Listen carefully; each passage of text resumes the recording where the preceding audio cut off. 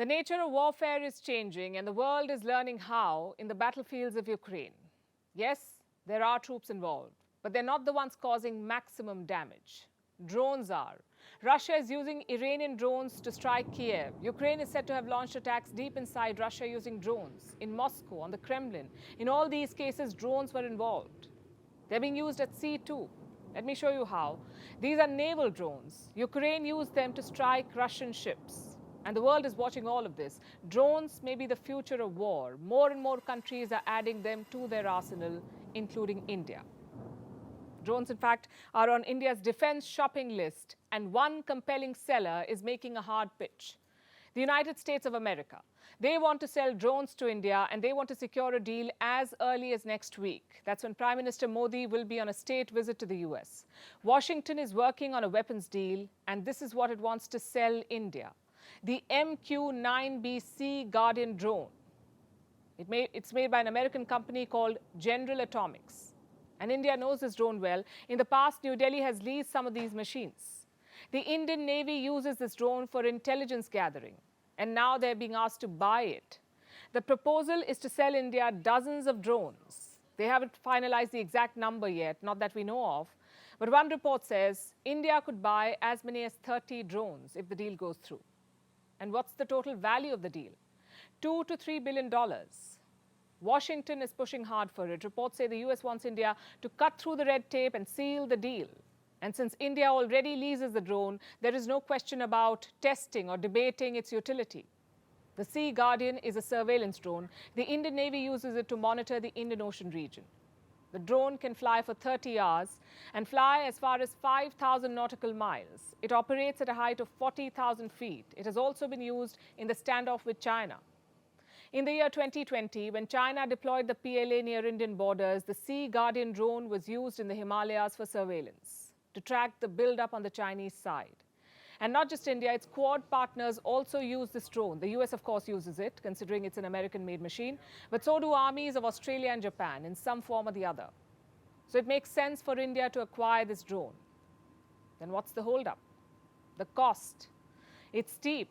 Remember, this is not a new proposal from the US. The Trump administration made it too. They tried to sell the very same drone to India. They almost had a deal, 22 drones for $2 to $3 billion, which is very similar to what's being discussed right now. But it did not materialize. And a big reason for that was the cost. Some officials in India objected to the price tag, and ultimately they decided to lease it instead of buying it. So will this time be different? Is India now prepared to buy the same machines? It's hard to say at the moment. Also, cost is not the only consideration for India. Remember, the government is pushing for Make in India. Even in the deals it signs with foreign players, there is a Make in India component, and that applies here too. Reports say India wants some parts of this drone to be manufactured here, and that is still being discussed. We'll get more clarity once Prime Minister Modi meets President Biden next week, but these negotiations do reflect a larger trend, a shift in India's approach in defense procurements. There is a clear focus on diversification. It is reducing its dependence on Russian arms. Earlier, 69% of India's arms came from Russia. Now this number has fallen to below 50%. India is buying defense equipment from multiple players now: France, America, Israel. And deals from these countries have been on the rise. Let me show you more numbers, in fact. Defense procurements from the US have grown by more than 500%. From France, almost 500%. And from Israel, the growth has been 175%. So Russia might still be the #1 player, but its dominance in the Indian market is shrinking. And from India's perspective, it's a good trend. It's always a good strategy to not keep all your eggs in one basket. Plus, Russia's resources are stretched. It is fighting a war that may not be over anytime soon. Its defense deliveries are being delayed. For instance, the delivery of the S-400 missile defense system to India. It's running late. The US senses an opportunity here. It believes it can seize the moment and enable India's pivot away from Russian arms. But for India, too, this is an opportunity to play its cards right. As the biggest weapons importer in the world, India should play this game on its own terms, settle for nothing but the best, and make no compromises on the Make in India policy. Most of us shop online. Our online carts are getting bigger by the day. But did you voluntarily pick those items you bought? Or were you tricked into it? And don't be confused, most of us don't recognize these tricks. They're called dark patterns. They trick you into buying things or subscribing to a service. Most online retailers do it, but now the government of India is on to them. The Consumer Affairs Ministry of India has met major e-commerce giants. All the bigwigs were in attendance, like Flipkart, Zomato, Amazon, Big Basket. The government says consumers should not be tricked. They say consent by deceit is not consent. So what's the plan of action? We'll get to that, but first, let's understand these dark patterns. How do they work? Well, they come in different forms, like disguised advertisements, forced continuity, or bait and switch. Different tactics, but the same objective, to trick you into clicking buy. Since I mentioned three types, I'll explain them. First, disguised advertisements. What are they? Take a look at this website. It's a download link from a Mac software. But how many download buttons do you see? 3. Only one is the real download button. The rest are fake. If you click them, you're forwarded to another website. This is false advertising. It's an ad masquerading as a download link. Next, we come to forced continuity. What is that? Assume that you've used your credit card for a streaming service. It was supposed to be a trial. You paid money through your card. But the next month, you get charged again. Why? Because the service has an auto-renewal policy. You did not see it. It was probably buried deep inside their terms and conditions. That is forced continuity. And finally, bait and switch. All of us have seen those golden offers or sales. A tablet for $100. It's a pretty good deal, right? But you click on it, and the product is out of stock. Instead, the website offers you other products, other similar products, like another tablet for $105 or $110 or more. Do you see what just happened? You got baited with a $100 offer, but once inside, the seller switched with a more expensive one. Hence, bait and switch. Now think back to all those purchases you made online, gadgets, home appliances, clothes, whatever you bought. Do you think you were tricked?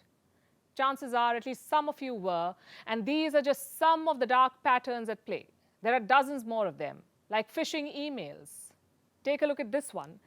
It says your password expires in 24 hours. Click below to set a new password. Spoiler alert, there is no password. If you click on it, you get redirected to a website. Sometimes these emails will also have a timer just to nudge you along.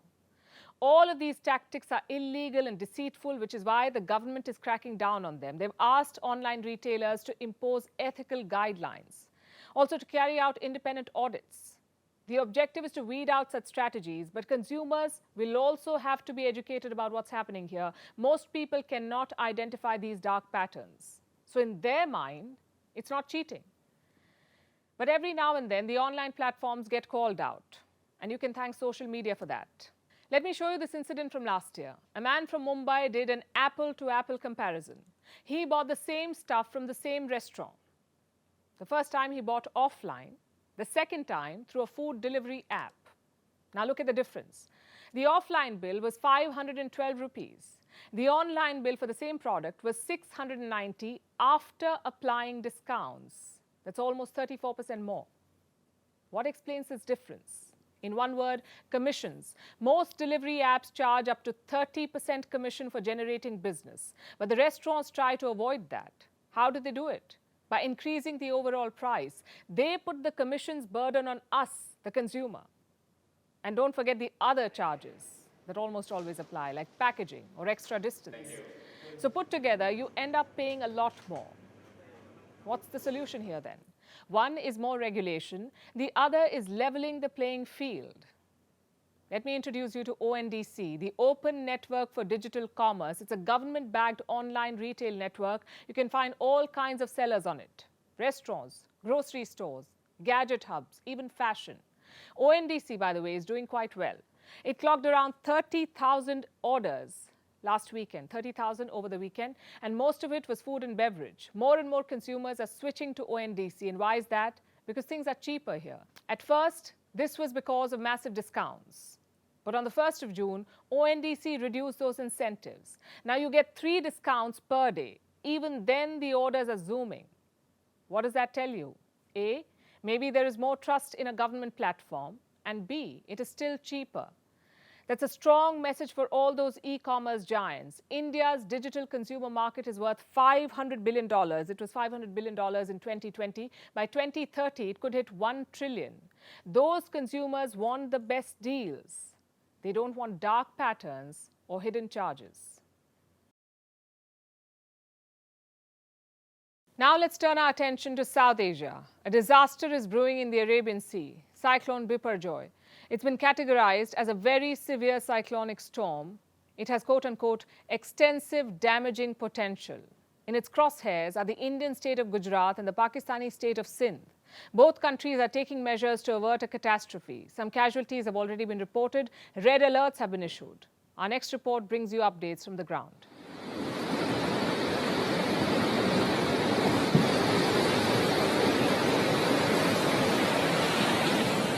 These are visuals from western India, the states of Maharashtra and Gujarat. Rough seas, turbulent waves, and unnaturally high tides. This is all due to an incoming storm, Cyclone Biparjoy. It's a very severe cyclonic storm that's set to hit India. It's due to make landfall in the western state of Gujarat, near the Jakhau port on the Kutch Peninsula. This is the cyclone's expected path, predicted by India's meteorological department. As you can see, it's set to impact both India and Pakistan. When it hits, it has the potential to cause extensive damage. Wind speeds of up to 150 kilometers per hour could buffet the coast. So, both countries are making preparations. In India, officials say 45,000 people have been evacuated from Gujarat. Operations have been suspended in offshore oil rigs and major ports. Fishing has been stopped and people have been warned not to go near the sea. Around 5 days ago, authorities told us not to come to the beach. We have come here to collect our things and the waves have been strong for the past 5 days. We have been told not to come here and tourists also come, but they're also being sent away. There's a good reason to keep people away. Even though the cyclone hasn't made landfall, it has already claimed some lives. 4 people died in the city of Mumbai. This was on Monday. They were at one of the city's beaches and got swept away by the tide. 3 people died in Gujarat after strong winds led to trees getting uprooted and a wall collapsing. India is now trying to ensure there are no more casualties. Southern Pakistan too is bracing for impact.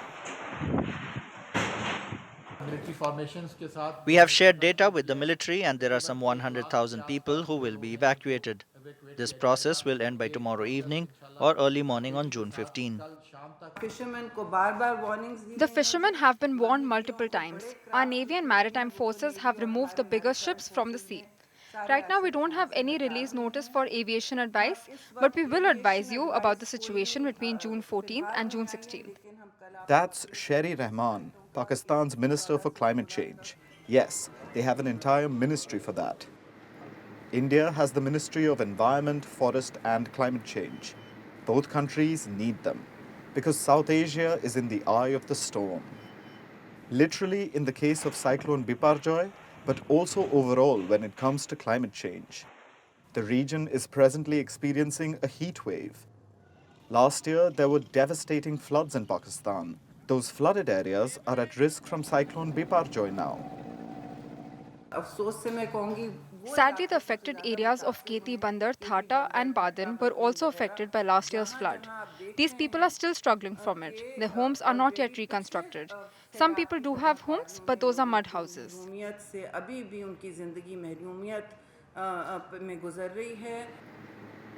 It's the usual story. The most vulnerable people suffer the most. The most blameless bear the brunt of climate change. And events like Cyclone Biparjoy are a result of climate change. This is only the 3rd or 4th cyclone in about 60 years to hit this region. Its intensity has taken the region by surprise. That's why both India and Pakistan are on high alert. Scientists are concerned about changing weather patterns. They fear human activity could lead to these events becoming more frequent, bringing untold misery upon the vulnerable. now it's time for Vantage Shots, images that tell the story. We're starting with China. A strong gust of wind sent a huge canopy flying along with people holding onto it. Some people suffered fractured ribs. In the United States, an uninvited guest took a dip in a backyard swimming pool in Florida. Animal control had to be called in to show the guest out. And in Brazil, a digital exhibition is showing people the beauty of nature through mirrors. And finally, what makes the 14th of June significant? Taking you back in history, on this day in 1949, a monkey was sent to space for the first time. His name was Albert II. The spacecraft carrying the monkey flew till about 134 kilometers, but Albert died due to impact. Back then, countries used to send animals to space to assess their abilities to launch a living organism into space and bring it back alive. We're leaving you with this. Thanks for watching. We'll see you tomorrow.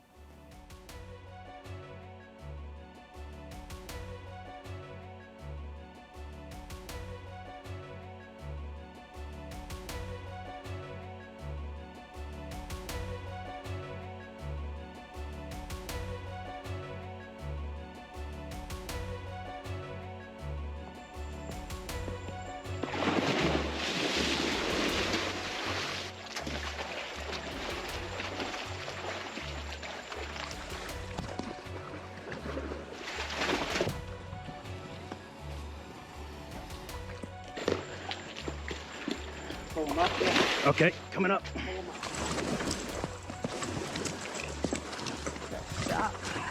Keep them off the furniture. Okay, I've got them. I've got them.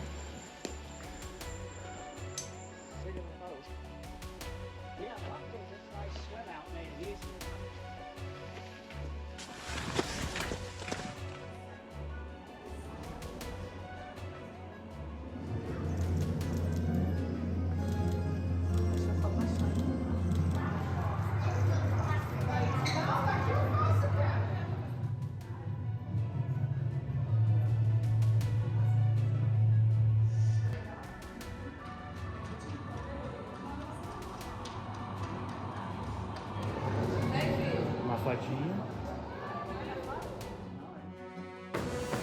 2023 will be India's year. This year, New Delhi will be the capital of global diplomacy.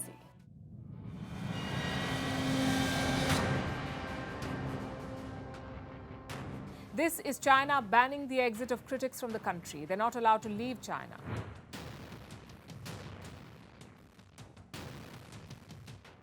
Could NATO be coming to Asia? From all accounts, yes. The military alliance is opening its first liaison office in Japan.